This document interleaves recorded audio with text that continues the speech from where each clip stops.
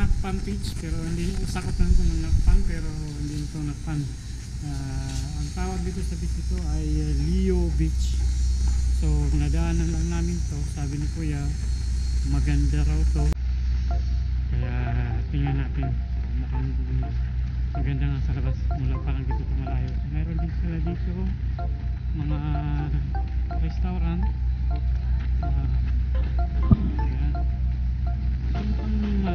malawak din, malaki din. So, sigurado pag gabi busy ito. So ngayon may mga turista din dito.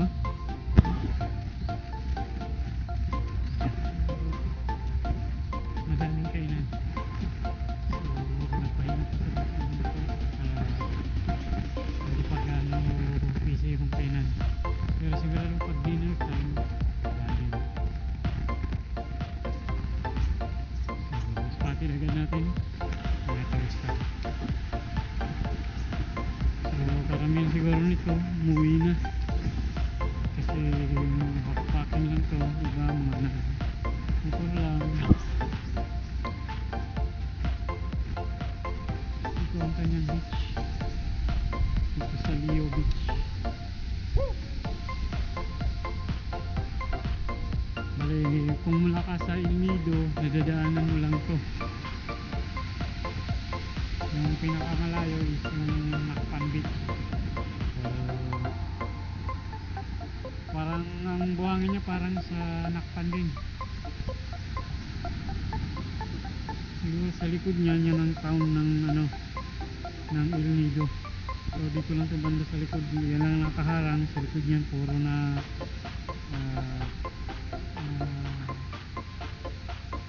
ay ano na pala to, ano pala to. So sa likod niyan yung itong park na to, park na to na Nakpan, pero ang pangalan nito is Leo Beach. So tingnan natin dito, lakaran, mahaba rin ha. Yung popular na Nakpan Beach nandun banda sa nakikita nyo dun banda sa likod yan, so medyo malayo, pero ito malaki rin, no? Naka-sea din siya, pero mas maliwanag din sa Nakpan Beach, mas malapad ng konti dun.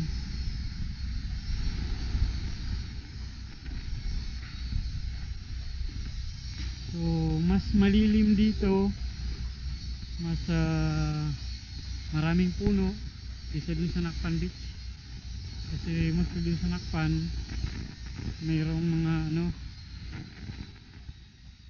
mga private properties. So kung high tide, siguro dito abot ito. Ayan, marami din naman palang kainan dito sa loob, sa likod ng mga puno-puno. So di ko alam kung part ng Leo Beach pa to, kasi marami siyang kainan. Okay, so maganda kung tapos na kayo dito sa Nakpan, pwede nyo dito bisitahin. Sabi nila maganda dito.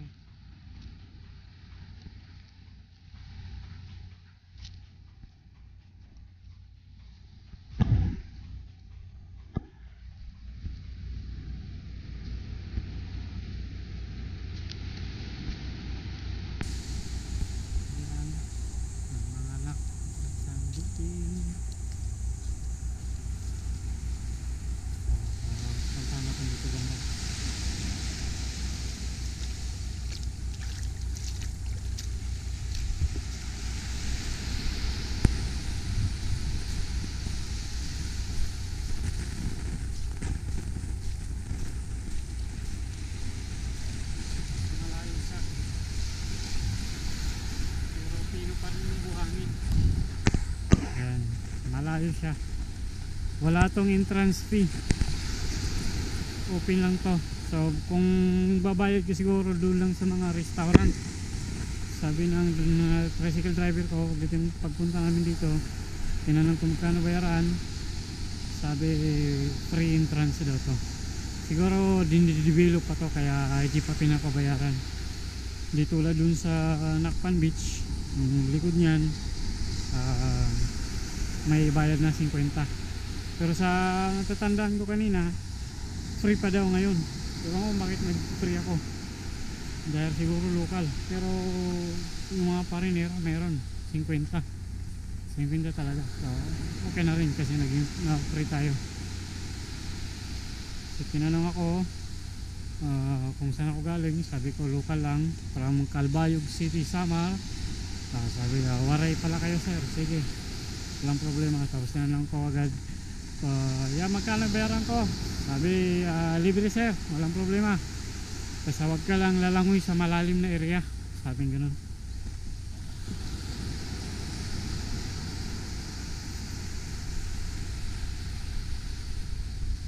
Malapad din to. Napansin ko dito sa bandang El Nido, ang lalapad ng kanilang mga beach.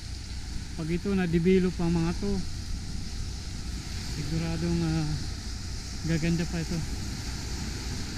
So malayo pa doon, hindi na natin pupuntahan. Hanggang dito na lang tayo siguro. Kasi may flight pa tayo tomorrow, saka may 6 hours pa tayong biyahe. I-preview ko lang sa inyo kung gusto nyo umiwas sa crowd. Nandito Leo Beach ang pangalan nito. Alam ko lahat ng mga tricycle diver dito sa El Nido. Actually nire-recommend din nila to after ng Nakpan. Sinasama nila to sa kanilang tour package na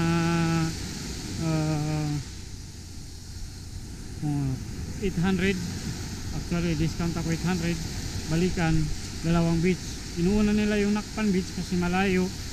Tapos ito Leo Beach, malapit na to dyan sa may El Nido na. So walang ganang tao dito. Ayan, siguro port yan. Pero ano na yata to property na daw yata to ng Ayala. So, sabi nga nila in 15 years magiging city ito. Kasi nakita nila yung plano, parang city daw ang style nito pero puro mga beach. So tingnan na natin na after 15 years, nakaka 2 years pa lang daw yung Ayala nang nagde-develop dito. Meron na silang 200 plus cottages at saka yung mga rooms. So mabilis ang kanilang trabaho. Pero time frame nila is 15 years talaga. May malit na pier dito. Diba ko kung tapos yan. Tingnan natin kung makakit tayo dun.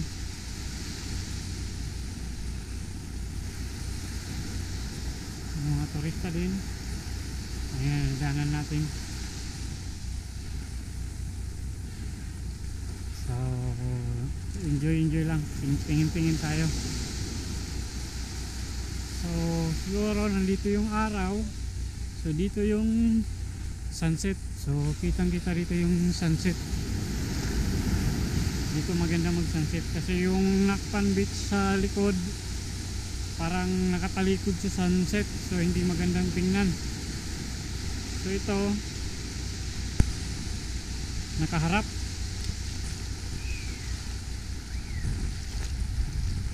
ito sa sunset. Kaya magandang mag sunset dito.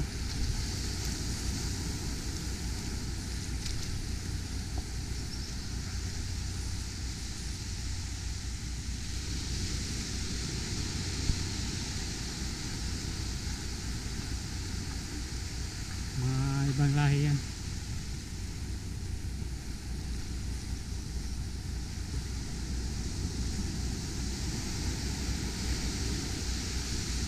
May nakikita kong tao. Parang may tao din sa dulo. Subukan natin puntahan.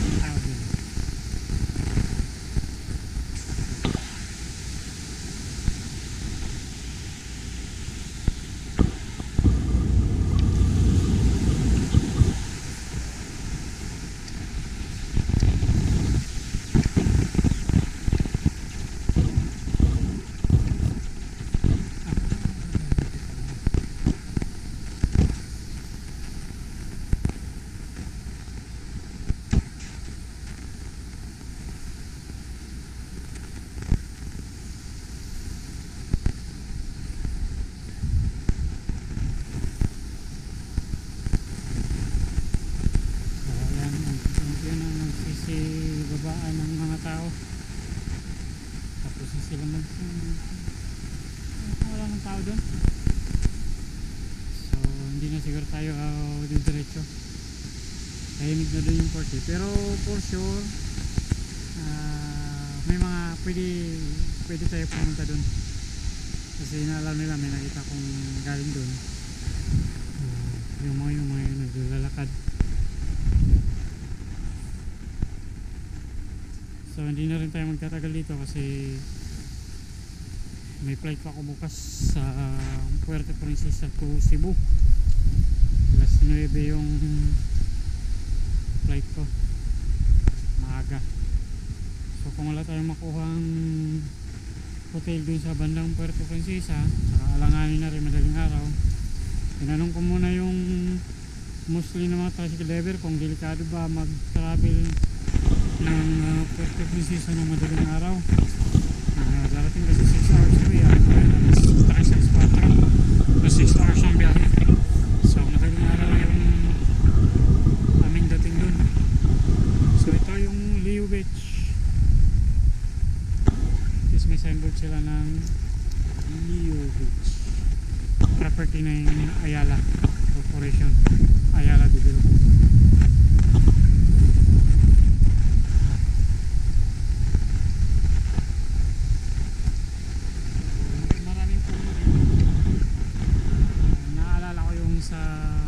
Subic Beach sa Matnog, Sorsogon, parang ganito din. Ito sila kuya.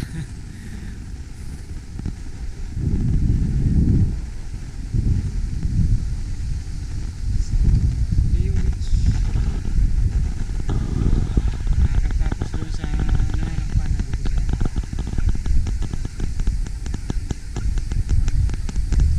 picture tayo ng konti.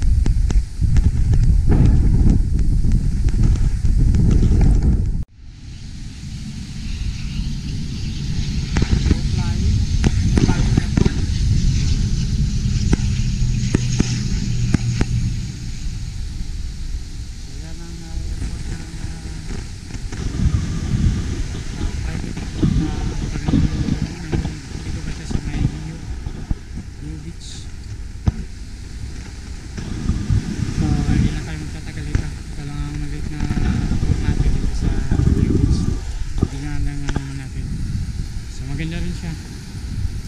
May mga foreigner din pero mas marami foreigner din sa main beach ng Lakpan.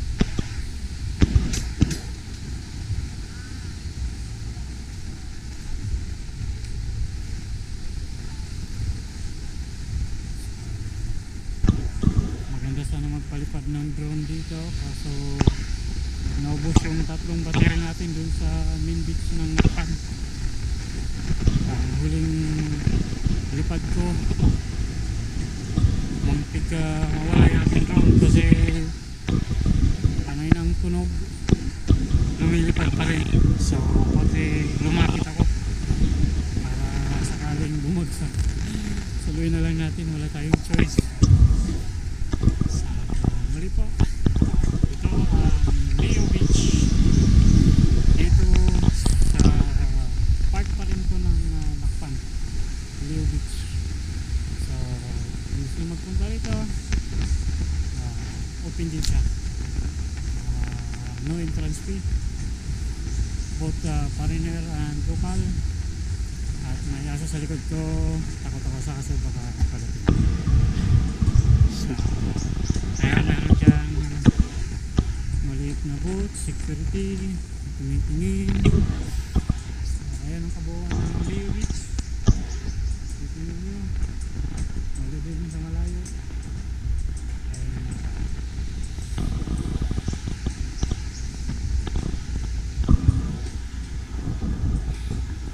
Hindi ito hirap hanapin kasi dun sa highway na nakalagay na Leo Beach. Tapos kung pumasok kayo, diretso na yung dito.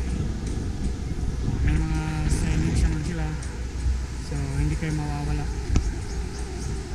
So muli, kasi Albit Sea sunog na sa araw. So ganun talaga.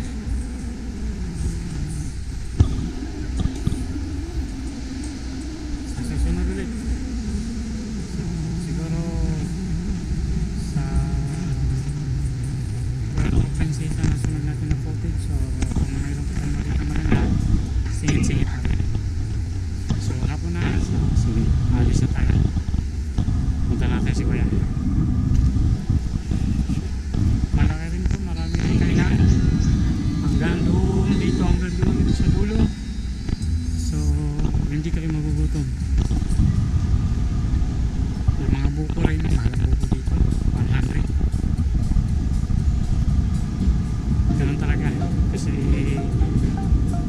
prepared nila yun para sa foreigners, hindi sa ating mga locals.